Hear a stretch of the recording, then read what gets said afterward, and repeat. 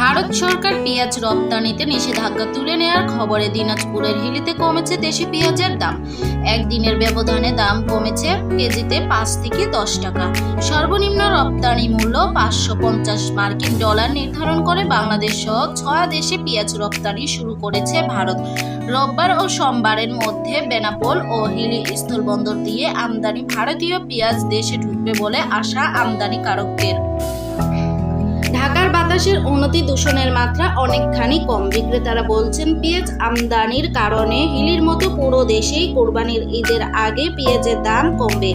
আমদানি করা পেঁয়াজ এলে কেমন দাম কমতে পারে এমন প্রশ্নে রাজধানীর শ্যামবাজারের আড়তদাররা জানান হয়তো 50 টাকার আশেপাশে থাকতে পারে প্রতি কেজি পেঁয়াজের মূল্য।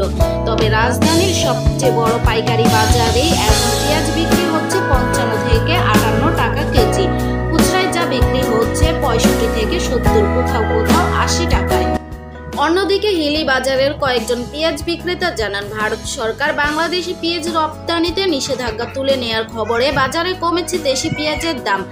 একদিনের ব্যবধানে প্রতি কেজি পেঁয়াজের দাম কমেছে কেজিতে 5 থেকে 10 টাকা। যে পেঁয়াজ শনিবার 70 টাকা কেজি দরে বিক্রি হয়েছে, রোববার সে পেঁয়াজ বিক্রি হচ্ছে 60 থেকে 65 টাকা কেজি দরে। ভারত বিশ্বের সবচেয়ে বড় পেঁয়াজ রপ্তানিকারক দেশ। গত ডিসেম্বরে তারা প্রথম পেঁয়াজ রপ্তানিতে নিষেধাজ্ঞা দেয়। এই নিষেধাজ্ঞা আরোপ করা হয়েছিল 31 মার্চ পর্যন্ত, কিন্তু তারপর অনির্দিষ্টকালের জন্য এই নিষেধাজ্ঞা পুনর্বহাল করা হয়। বাংলাদেশ যত পেঁয়াজ আমদানি করে তার সিংহভাগই আসে ভারত থেকে। তবে ভারত পেঁয়াজ না দিলে উৎপাদন ও মজুত যাই থাকুক, দেশে বেড়ে যায় মশলা জাতীয় এই পণ্যটির দাম।